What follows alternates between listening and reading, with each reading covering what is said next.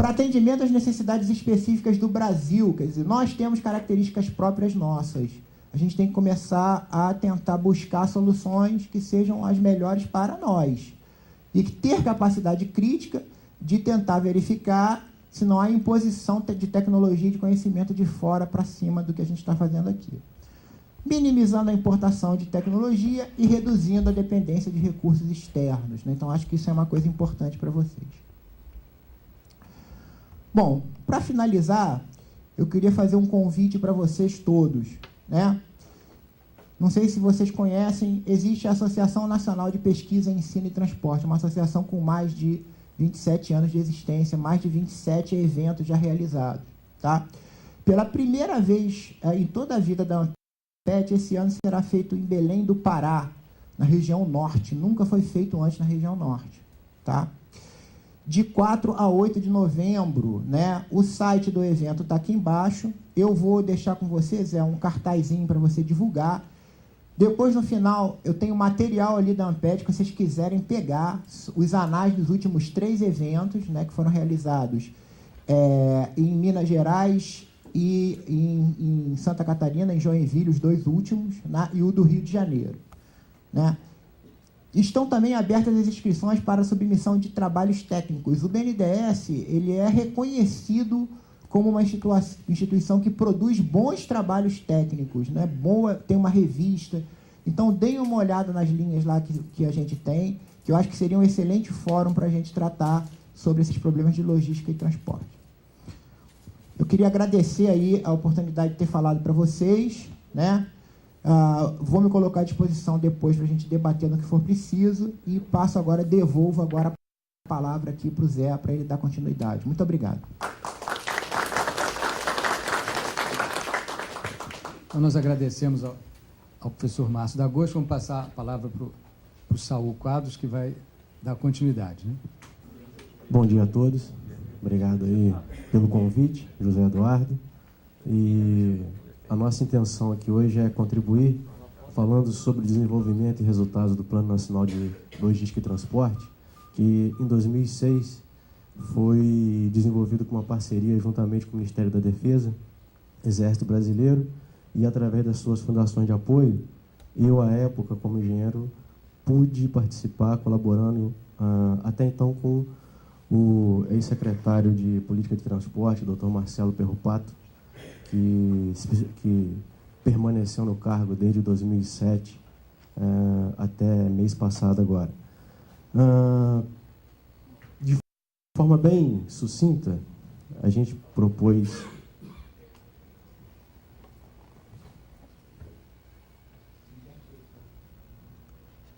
só inverter, valeu, obrigado. Parece que tem muito tema, mas cada tema desse aí é uma ou duas transparências só. Tentar buscar aqui, porque talvez nem todos tenham ciência, quais foram os objetivos, as suas justificativas, metas, e a proposta de uma nova visão global dos transportes dentro do Brasil. Então, a gente chega ao final tentando tratar os temas que foram propostos, mas com uma revisãozinha do que foi esse desenvolvimento. Então, o PNLT, ele considerou, inicialmente, em 2006, desenvolver, formalizar e perenizar uma base de dados e instrumento de análise sobre a ótica da logística para dar suporte ao planejamento de interações públicas e privadas na infraestrutura e na organização dos transportes, de modo que o setor pudesse, à época, contribuir para a consecução de metas econômicas, sociais e ecológicas do país e horizonte de curto, médio e longo prazo, né? Rumo ao desenvolvimento sustentável, que foi passado aqui pelo professor Márcio. Não que não se tivesse feito planejamento antes. Sim, tinha, desde a década de 90, e muito antes disso tinha o GEIPOT, que sempre trabalhou intensamente para poder estruturar a proposta de projetos e metas estratégicas para o país. Isso foi resgatado, na verdade, né? Os planos plurianuais anteriores, mas ele tinha essa visão um pouco mais ousada. E se justificava como resultado que provinha da necessidade do país em retomar o processo de planejamento com base científica. Em 2001, o GEIPOD tinha sido extinto, a reestruturação completa das instituições executoras, regulatórias e de gestão dos transportes no país, com uma retomada de uma nova visão, havia-se feito a desestatização completa, se começa um processo de reinvestimento, então se faltava um conjunto de informações consolidadas e, principalmente, que tivesse um suporte científico. Uma das coisas que estimulou, na verdade, o Dr. Paulo César Passos, à época, que era secretário executivo do Ministério dos Transportes, foi que o Estado da Bahia iniciou um PELT, um Plano Estadual de Logística e Transporte, em 2003. E o Rio de Janeiro tinha começado o seu PDTU e outros setores governamentais começaram a criar planejamentos setoriais. E aí veio o próprio Rio Grande do Sul com um projeto chamado Rumos 2015 e o Ministério, então, entrou nessa linha necessária que já se fazia premente há muito tempo. E com essa plataforma definida metodologicamente, o Ministério passaria a ter uma maneira de tratar esse planejamento e as metas que esse planejamento poderia resultar, enfim, de termos políticos no setor de transporte. Bom, no conjunto resumido dessas metas, além da retomada, incorporação de todos os custos associados à cadeia logística do processo estabelecido entre origem e destino dos fluxos de transporte. Efetiva mudança da matriz de transporte do país com maior equilíbrio entre essas modalidades, dando ênfase ao transporte aquaviário e ferroviário integrados ao transporte rodoviário.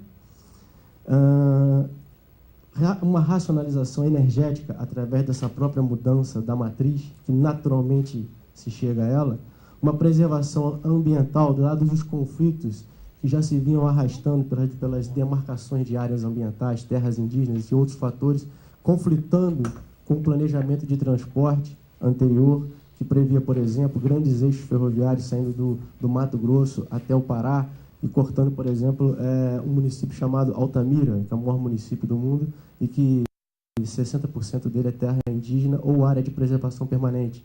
Então, você não tem um conflito grande para poder botar transporte, né, em prática. E o uso intensivo da tecnologia da informação e da comunicação a serviço dos transportes, buscando otimizar e maximizar a produtividade dos ativos desse setor, tirando o maior rendimento do capital empregado. Foi falado aqui também pelo professor Márcio o conceito, né?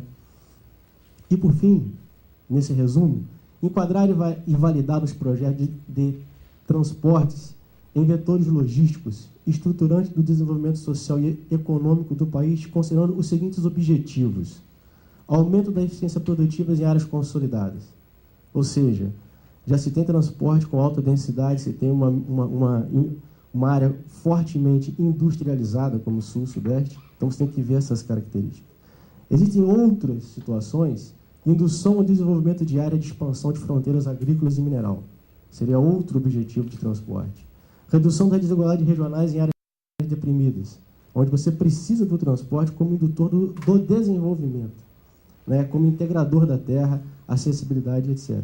E resgatar, logicamente, a integração regional sul-americana, que foi sempre pensada e deveria ser posta em prática para integrar toda essa nossa fronteira de terra aí, que falta uma boa dose de conexão, né, em termos ferroviários, rodoviários e outros.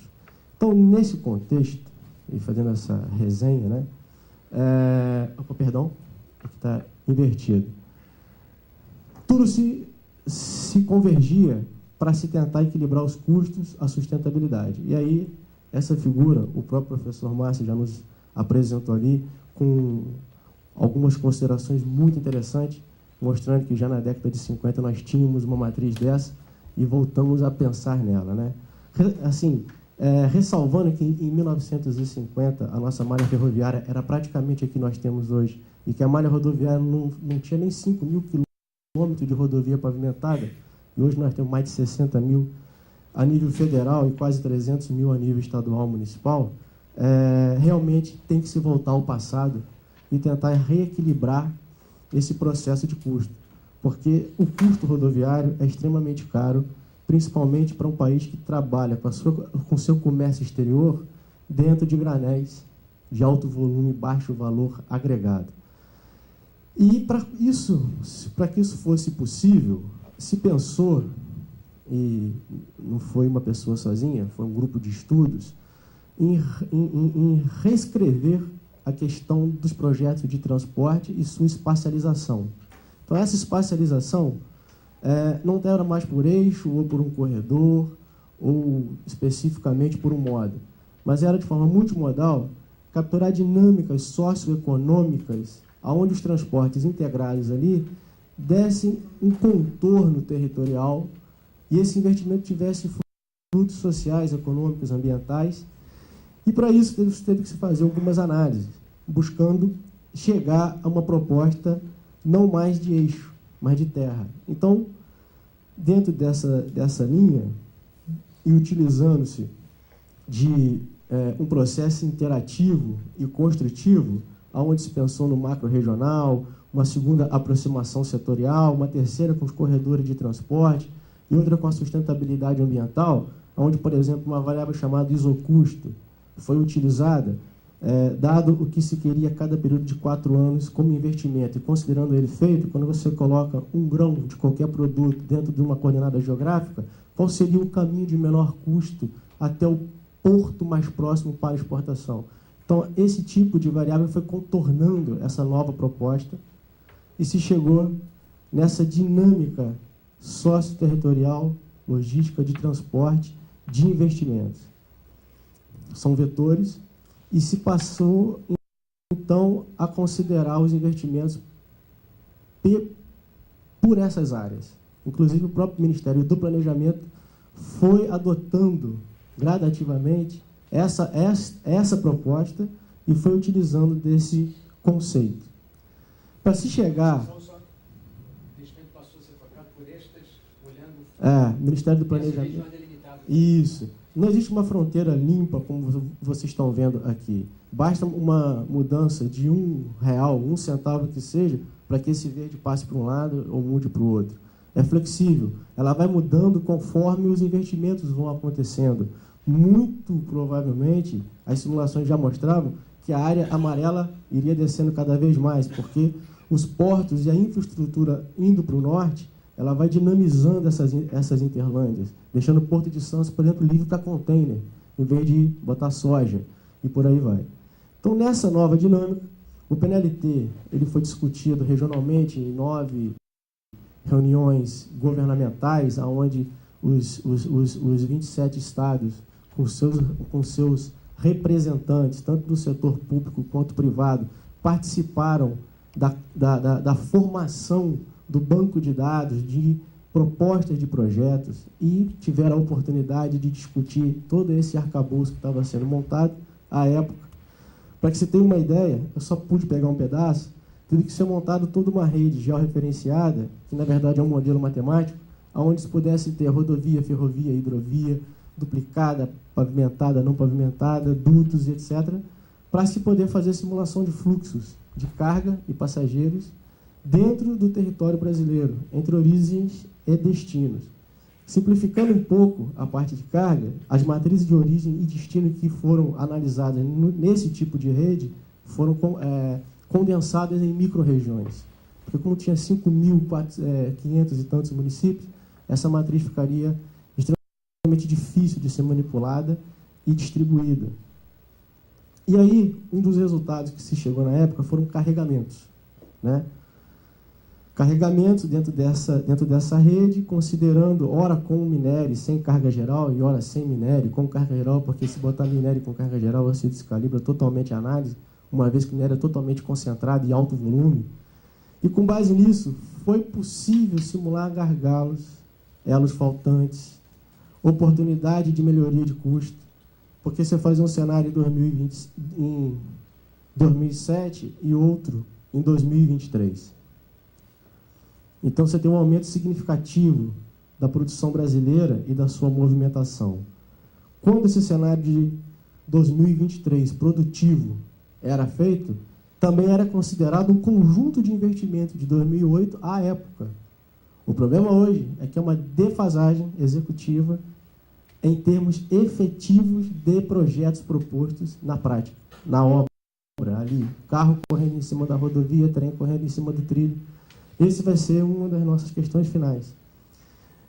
E, de certa forma, vocês podem observar, não está muito bem ali visível, mas tem a linha de cabotagem, tem a ferrovia por bitolas, mas focamos a hidrovia aqui, ó, Telespires, Tapajós, Juruena, que é um dos grandes projetos brasileiros para o Centro-Oeste, fazendo com que haja uma mudança totalmente do vetor de desenvolvimento para o transporte no comércio exterior da soja, por exemplo.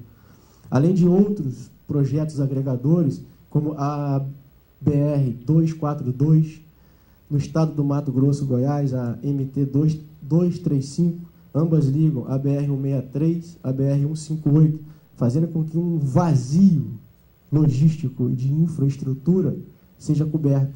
Rodovias essas que ainda não saíram em obra, mas sim em proposta